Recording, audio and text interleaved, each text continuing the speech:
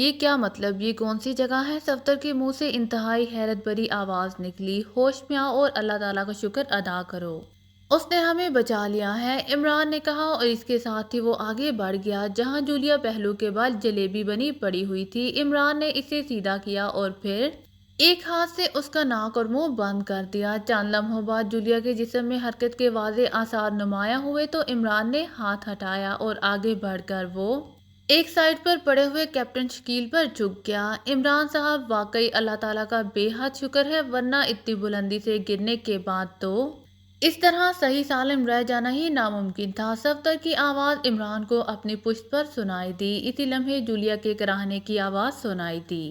Captain Shakeel کے جسم میں چونکہ ہانسی حرکت موجود تھی، اس لیے عمران نے اسے بھی صفدر کی طرح جھنجھوڑ دیا۔ تنویر کو چیک کرو صفدر، عمران نے کہا، اور صفدر تیزی سے دوسری سائیڈ پر پڑے ہوئے تنویر کی طرف بڑھ گیا اور تھوڑی دیر بعد وہ پانچوں ہی نہ صرف ہوش میں آ چکے تھے بلکہ سوائے تنویر کے باقی سب کی ہڈیاں صحیح سلامت تھی۔ تنویر کی البتہ دائیں ٹانگ حرکت نہ کر رہی تھی۔ بظاہر یوں لگتا تھا جیسے اس کی ٹانگ ٹوٹ گئی ہو، لیکن عمران نے آگے بڑھ کر اس کی پنڈلی سے پینٹ ہٹا کر اسے چیک کیا اور پھر اس کی پنڈلی پر آہستہ آہستہ ہتھیلی رگڑنا شروع کر دی۔ ابھی ٹھیک ہو جاؤ گے، تمہاری ٹانگ پانی میں پڑی رہنے کی وجہ سے جامد ہو گئی ہے، کوئی ہڈی نہیں ٹوٹی، عمران نے تنویر سے مخاطب ہو کر کہا جو ہونٹ بھینچے خاموش لیٹا ہوا تھا۔ اور پھر واقعی تھوڑی دیر بعد تنویر کی جامد ٹانگ نے حرکت کرنا شروع کر دی تو عمران پیچھے ہٹ گیا۔ عمران صاحب، یہ سوراخ کیا ہے؟ اور یہ اتنی گہرائی میں جھاڑیاں، یہ سب کیسے ہوگی؟ صفدر نے کہا، یہ سب اللہ تعالیٰ کی قدرت کا ادنا کرشمہ ہے صفدر، نہ جانے یہ کنواں کب سے بند ہے، اس نے لامحالہ انتہائی زہریلی گیس بری ہوتی اور ہم گرنے کے دوران ہی اس زہریلی گیس کی وجہ سے ہلاک ہو سکتے تھے، لیکن اس سوراخ سے آنے والی تازہ ہوا اور اس سوراخ سے خارج ہونے والی ہوا نے یہاں کا ماحول درست رکھا، اور سورج سے آنے والی ہوا اور روشنی کی وجہ سے اور یہاں موجود نمی کی وجہ سے جھاڑیاں پیدا ہو گئیں، ورنہ بند کنویں میں ایسی جھاڑیوں کی پیداوار ناممکن تھی کیونکہ انہیں آکسیجن نہیں مل سکتی تھی، اور یہ اونچی اور لچکدار نرم جھاڑیاں اور نمدار زمین اور نارمل ماحول کی وجہ سے اس وقت اللہ تعالیٰ کے فضل و کرم سے ہم زندہ بھی ہیں اور صحیح سلامت بھی، ورنہ اگر یہ جھاڑیاں اور نمدار زمین نہ ہوتی تو اوپر سے گرتے ہی ہماری ہڈیاں ٹوٹ جاتی اور ہم ہلاک ہو جاتے، عمران نے کسی لیکچرار کے سے انداز میں وضاحت کرتے ہوئے کہا۔ عمران صاحب، یہ بات تو سمجھ میں آتی ہے کہ ہمیں اس امیر محروم نے ہی اس کنویں میں گرایا ہوگا، لیکن اس کے آدمی ہمیں ویسے ہی فائرنگ کھول کر بھی تو آسانی سے ہلاک کر سکتے تھے، صفدر نے کہا۔ یہ سب کچھ ان کے ذہن میں موجود ہمارے خوف کی وجہ سے ہوا ہے، انہیں خطرہ ہوگا کہ ہم میں سے ایک بھی بچ گیا تو وہ ان سب کا خاتمہ کر دے گا، جبکہ ان کے نقطۂ نظر سے اس بند کنویں میں گرنے کے بعد کسی ایک کے بھی بچ نکلنے کا 1% بھی امکان نہیں تھا۔ اب یہ اور بات ہے کہ ہمیں اللہ تعالیٰ نے 100% بچا لیا ہے، امیر محروم کو شاید اس کنویں کی اندر کی صورتحال کا علم نہ تھا، ورنہ وہ شاید ہمیں یہاں نہ گراتا، عمران نے جواب دیتے ہوئے کہا۔ ہم نے یہاں سے نکلنا بھی ہے، اس بارے میں سوچو، جولیا نے کہا۔ ہاں، ہم ادھر ادھر کی باتوں میں پڑ گئے، وہ امیر محروم تو اپنے کام میں لگا ہوا ہوگا، عمران نے سنجیدہ لہجے میں کہا، اور پھر اس سے پہلے کہ مزید کوئی بات ہوتی وہ سب تیز گڑگڑاہٹ کی آوازیں سن کر بے اختیار اچھل پڑے، اور اس کے ساتھ ہی اوپر سے تیز روشنی کا دھارا نیچے تک تہ تک آ گیا۔ سائیڈوں میں ہو جاؤ، شاید اوپر سے کوئی چیز ہم پر پھینکی جائے گی، عمران نے تیز لہجے میں کہا، اور اس کے ساتھ ہی سب اپنی تربیت کی بنا پر تیزی سے کنویں کی دیواروں سے جیسے چپک سے گئے۔ چند لمحوں بعد انہوں نے ایک آدمی کو اوپر سے نیچے جھانکتے ہوئے دیکھا، لیکن وہ اسے پہچانتے نہ تھے۔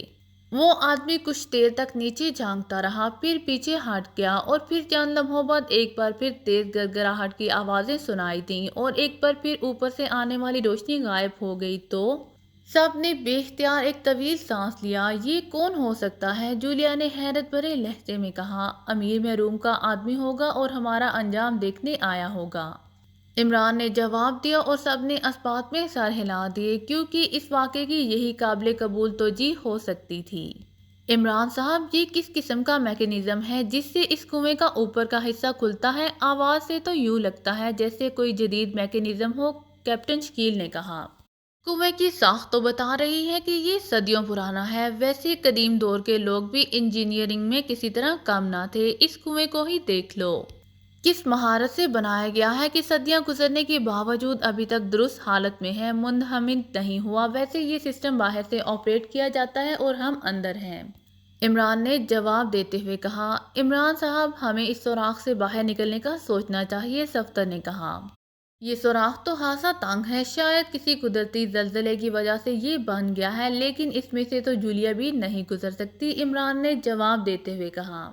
میں اکیلی باہر جا کر کیا کروں گی؟ اصل بات تو سب کا باہر نکلنا ہے، جولیا نے جواب دیا۔ او وہ ہمارے تھیلے کہاں ہیں؟ وہ تھیلے جس میں اسلحہ اور دوسرا سامان تھا؟ عمران نے اچانک ایک خیال کے تحت چونک کر پوچھا۔ وہ تو ہمارے ہاتھوں میں تھے جب ہم گرے تھے، یقیناً یہیں کہیں ہوں گے، سب نے اس بات میں سر ہلاتے ہوئے کہا، اور ساتھ ہی وہ آگے بڑھے اور تھیلوں کو تلاش کرنے لگے۔ تھوڑی سی جدوجہد کے بعد وہ دونوں تھیلے کنویں کی دیواروں کی جڑ میں پڑے ہوئے انہوں نے چیک کر لیے۔ شکر ہے ان میں بم نہیں تھے، ورنہ گرتے ہی پھٹ جاتے، صفدر نے کہا۔ صفدر، اس تھیلے کو کھولو، اس میں ایک ہیوی میزائل گن ہے، وہ باہر نکالو، اور کیپٹن شکیل، تمہارے تھیلے میں کمانڈ فائر گن موجود ہے، تم اسے باہر نکالو، عمران نے کہا۔ یہ تم نے ساتھ کیوں لی تھی؟ کیا تمہیں معلوم تھا کہ ہم یہاں پھنس جائیں گے؟ جولیا نے حیرت بھرے لہجے میں کہا۔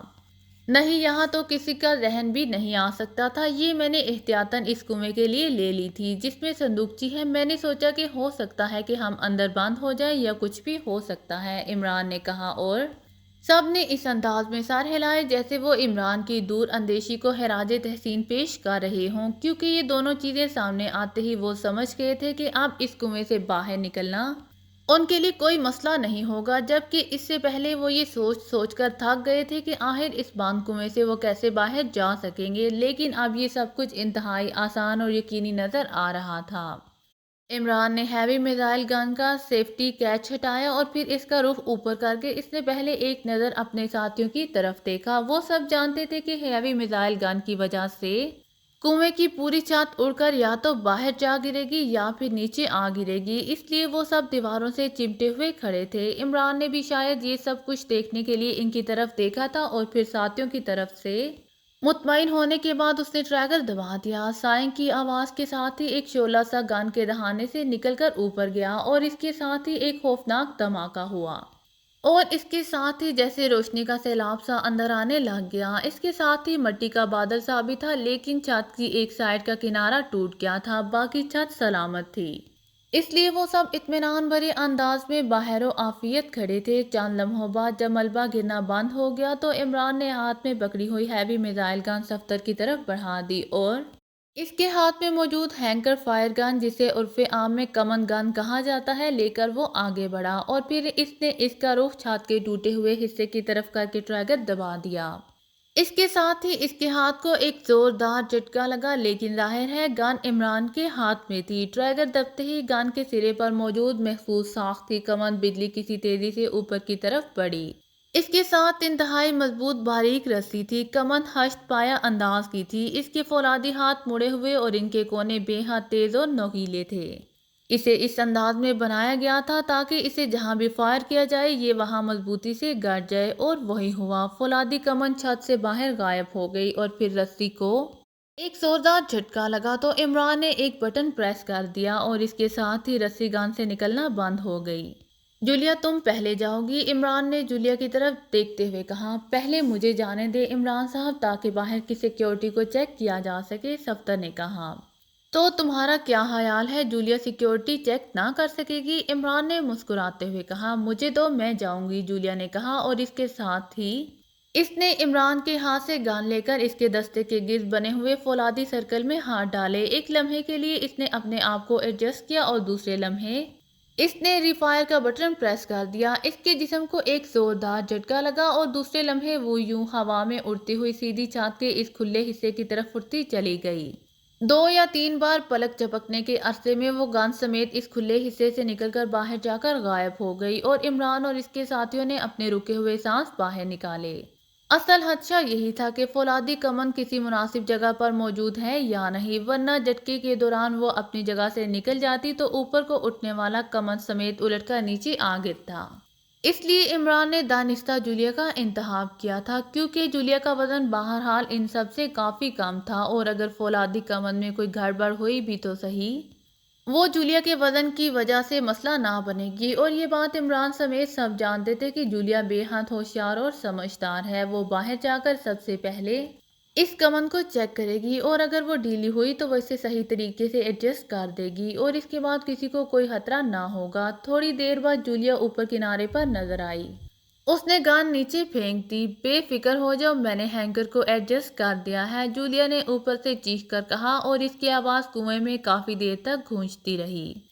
پھر عمران کے کہنے پر تنویر، اس کے بعد صفدر، اور پھر کیپٹن شکیل، اور آخر میں عمران اس کمن گن کی مدد سے باہر آ گیا۔ صفدر اور کیپٹن شکیل دونوں تھیلوں کو اپنی پشت پر باندھ کر ساتھ لے آئے تھے۔ ہمیں یہاں سے جلد از جلد نکلنا ہوگا، عمران نے کہا تو سب نے اسبات میں سر ہلا دیے۔ لیکن عمران صاحب، آپ کو یہ تو معلوم نہیں ہے کہ وہ وادی کہاں ہے، پھر کیسے تلاش کریں گے اسے؟ صفدر نے کہا، یہاں سے تو نکلیں، پھر دیکھ لیں گے اسے بھی، عمران نے کہا، اور اس طرف کو چل پڑا جدھر اس نے جیپ چھپائی تھی، اور پھر یہ دیکھ کر اس کی آنکھیں چمک اٹھی کہ جیپ ابھی تک وہاں موجود تھی۔ اس نے ڈرائیونگ سیٹ سنبھالی اور جیپ کو سٹارٹ کر کے اس نے اسے بیک کر کے موڑا، اور پھر چند لمحوں بعد وہ ساتھیوں سمیت دوبارہ آگے بڑھا چلا جا رہا تھا۔ عجیب تجربہ تھا یہ کنویں والا بھی، جولیا نے یک لحظ ایک طویل سانس لیتے ہوئے کہا۔ ہر تجربہ عجیب ہوتا ہے، لیکن شادی کا تجربہ سب سے عجیب ہوتا ہے، عمران نے مسکراتے ہوئے کہا۔ جو تمہیں کبھی حاصل نہیں ہوگا، جولیا نے قدرے غسیلے لہجے میں کہا۔ میں تو پیوستہ شجر سے امیدیں بہار رکھ والے مصرے پر عمل پیرا ہوں، شاید کبھی صفدر کی یادداشت واقعی بہتر ہو جائے، عمران نے جواب دیتے ہوئے کہا، اور جولیا نے کوئی جواب دینے کی بجائے بے اختیار ایک طویل سانس لیا۔ عمران صاحب، ابھی تو امیر محروم اور اس کے ساتھی مطمئن ہوں گے کہ ہم کنویں میں گر کر ہلاک ہو چکے ہیں، لیکن ہماری جیپ کو اگر انہوں نے دور سے ہی چیک کر لیا تو ہو سکتا ہے کہ وہ آتشی اسلحے سے ہم پر حملہ کر دیں، عقب میں بیٹھے ہوئے کیپٹن شکیل نے کہا تو عمران بے اختیار چونک پڑا۔ او، بات تو تمہاری ٹھیک ہے، لیکن اب ہم پیدل تو اس پوری وادی میں گھومنے سے رہے، یہ بے حد وسیع و عریض وادی ہے، عمران نے سنجیدہ لہجے میں جواب دیتے ہوئے کہا۔ کیپٹن شکیل درست کہہ رہا ہے عمران صاحب، ہماری جیپ پر میزائل بھی فائر کیا جا سکتا ہے، ایسی صورت میں ہمارا بچ نکلنا تقریباً ناممکن ہو جائے گا۔ ہمیں اس سلسلے میں کچھ سوچنا چاہیے، صفدر نے بھی کیپٹن شکیل کی بات کی تائید کرتے ہوئے کہا۔ میرا خیال ہے کہ اس کی صورت یہ ہے کہ ہم میں سے کوئی کسی بلند پہاڑی کی چوٹی پر چڑھ کر ارد گرد کے علاقے کو چیک کرے، اور کوئی خطرہ نہ ہونے کی صورت میں جیپ کو وہاں تک لے جایا جائے جہاں تک کوئی موجود نہ ہو، اس طرح جگہ جگہ پہلے چیکنگ کی جائے، پھر جیپ کو آگے بڑھایا جائے۔ جولیا نے سنجیدہ لہجے میں کہا۔ گڈ شو جولیا، تمہاری تجویز واقعی مناسب ہے، عمران نے کہا، اور اس کے ساتھ ہی اس نے جیپ کو ایک چٹان کی اوٹ میں لے جا کر روک دیا، اور پھر وہ خود نیچے اتر آیا۔ میں اوپر چوٹی پر جا کر چیک کرتا ہوں، تم یہاں پوری طرح چوکنا رہنا، عمران نے کہا، اور اس کے ساتھ ہی اس نے تیزی سے ایک پہاڑی پر چڑھنا شروع کر دیا۔ یہ خاصی اونچی پہاڑی تھی، وادی شہاں میں جگہ جگہ پہاڑیاں اور ان کے درمیان وسیع و عریض وادیاں موجود تھیں، اور پوری وادی شہاں سینکڑوں مربع میلوں میں پھیلی ہوئی تھی۔ اس میں جگہ جگہ قدیم دور کے کنویں، مقبرے اور محلات تھے جو گو اب کھنڈر بن چکے تھے، لیکن اس کے باوجود ان کا حسن دیکھنے والوں کو ششدر کر دیتا تھا۔ یہی وجہ تھی کہ آثار قدیمہ سے دلچسپی رکھنے والے سیاح وادی شہاں کی سیر کے لیے آتے جاتے رہتے تھے، کئی تو یہاں کئی ماہ کیمپ لگا کر رہتے تھے۔ عمران تقریباً آدھے گھنٹے کی مسلسل چڑھائی کے بعد چوٹی پر پہنچ گیا۔ چوٹی سے واقعی دور دور تک چاروں طرف دیکھا جا سکتا تھا۔ کافی دیر تک جائزہ لینے کے بعد جب عمران کو دور دور تک کوئی نقل و حرکت دکھائی نہ دی تو وہ واپس پلٹنے ہی لگا تھا کہ یک لحظ ٹھٹک کر رک گیا۔ پھر اس کی نظریں دور ایک پہاڑی کی چوٹی پر پڑ گئیں، وہاں اس نے کسی کی حرکت دیکھی تھی، گو یہ حرکت واضح نہ تھی، لیکن اچانک ہی اسے نظر آ گئی تھی۔ اس کے پاس دوربین تو نہیں تھی، ورنہ وہ بڑے واضح انداز میں اس حرکت کو چیک کر لیتا، لیکن بہرحال وہ سمجھ گیا کہ وہ کوئی آدمی ہے جو ایک چٹان کے پیچھے سے نکل کر دوسری چٹان کی اوٹ پہ بیٹھا ہوا تھا، اور اس حرکت کی وجہ سے وہ عمران کی نظروں میں آ گیا تھا۔ عمران کافی دیر تک کھڑا اسے دیکھتا رہا، پھر اس نے یہی سوچا کہ جیپ پر وہاں قریب پہنچ کر مزید جائزہ لیا جا سکتا ہے، اس لیے وہ پہاڑی سے نیچے اترا۔ کچھ معلوم ہوا ہے عمران صاحب، صفدر نے اشتیاق بھرے لہجے میں کہا تو عمران نے انہیں تفصیل بتا دی۔ لیکن عمران صاحب، یہ بھی تو ہو سکتا ہے کہ وہ بھی کوئی ٹورسٹ ہو۔ यहाँ बहरहाल टूरिस्ट तो आते जाते रहते हैं, कैप्टन शकील ने कहा। हाँ, हो तो सकता है, लेकिन टूरिस्ट इस तरह चट्टानों के पीछे छुपकर नहीं बैठते, इमरान ने जवाब दिया और इन सब ने इस अंदाज में सर हिला दिए जैसे इमरान की बात की तायद कर रहे हों। आपने वो जगह अच्छी तरह मार्क कर ली है, सफ्तर ने कहा। हाँ, हमें घूमकर जाना होगा, मैंने चेक कर लिया है, इमरान ने कहा और एक बार फिर जीप की ड्राइविंग सीट पर बैठ गया। और जब बाकी साथी भी जीप में सवार हो गए तो इमरान ने जीप आगे बढ़ा दी। दारपोश एक चट्टान की चोटी पर बैठा हुआ था और नीचे वादी में देख रहा था। अमीर महरूम इसे एक चट्टान के पीछे बैठा हुआ अपनी मखसूस हालत में नजर आ रहा था। उसके सामने मौजूद स्यादानों की डेरी अब तकरीबन आधी रह गई थी। अमीर महरूम ने इसे बताया था कि 4 घंटों की मेहनत के बाद खुफिया कुआं खुल जाएगा, लेकिन स्यादानों की डेरी देखकर इसे अंदाजा हो रहा था कि शायद इस काम में 4 घंटों से भी ज्यादा वक्त लग जाए। और अब पाकिस्तानी दुश्मनों का खतरा भी दूर हो चुका था। गोदार पोश खुद जाकर सड़क वाला कुआं खोलकर चेक कर आया था, लेकिन इसके जहन में एक खलीसी सी मौजूद थी। उसे महसूस हो रहा था कि ये लोग मरे नहीं बल्कि जिंदा हैं। गो इसकी कोई वजह इसके जहन में मौजूद ना थी और ना ही इस कुएं की गहराई में मौजूद जहरीली हवा की वजह से ये सोचा जा सकता था कि ये लोग बच भी सकते हैं। लेकिन इसके बावजूद ना जाने क्या बात थी कि इसके जहन में बार बार इन लोगों के जिंदा होने का ख्याल आ रहा था। इसके साथ साथ इसकी आंखों के सामने वो मंजर बार बार आ जाता था जिसमें इसकी अकलौती और प्यारी बेटी जोहेरा को इसने मुर्दा हालत में देखा था। कई बार इसका दिल चाहा था कि वो मशीन गन उठाकर अमीर महरूम पर गोलियों की बारिश कर दे, जिसकी वजह से इसकी बेटी का खून पिया गया था और वो हलाक हुई थी। लेकिन फिर वो यही सोचकर दिल महसूस कर रह जाता था कि इससे मालूम था कि अमीर महरूम के पास बेशुमार शैतानी ताकतें मौजूद हैं जो इसकी हिफाजत करती रहती हैं। इसलिए गोलियों की बारिश से अमीर महरूम तो शायद हलाक ना होता, उल्टा इसकी शैतानी ताकतें इसे ही पलक झपकने में हलाक कर सकती थी। लेकिन इसके बावजूद इसके दिल में गुस्से और नफरत का लावा मुसलसल उबल रहा था। इसे बार बार ख्याल आ रहा था कि काश इसे इन लोगों के सड़क वाले कुएं में गिरने से पहले अपनी बेटी जोहेरा की हलाकत की इत्तला मिल जाती तो वो लाजमन इन्हें बचाने की किसी न किसी अंदाज में कोशिश करता, क्योंकि उसने देख लिया था कि अमीर महरूम जैसा आदमी भी इन लोगों से खौफजदा रहता था। इसलिए इसे यकीन था कि ऐसे लोग ही अमीर महरूम को हलाक करके इसकी बेटी का इंतकाम ले सकते हैं। को इसने जाकर कुआं दोबारा खोला भी इसलिए था कि शायद इनमें से कोई बच गया हो, लेकिन वहां की हालत देखकर वो यही समझा था कि इस कुएं में अचानक गिरने के बाद किसी का जिंदा रहना तकरीबन नामुमकिन है। वो बैठा यही सोच रहा था कि अचानक इसे दाएं तरफ आहट से महसूस हुई तो वो चौंक पड़ा। इसके साथ ही एक चट्टान की ओर से इसका साथी आसिम निकलकर इसके पास पहुंच गया। क्या हुआ आसिम, क्यों इस अंदाज में आए हो? दारपोश ने चौंक कर पूछा। अगर आपको मेरी वीडियो पसंद आए तो please like share and subscribe करना मत भूलिएगा। जज़ाकल्लाह।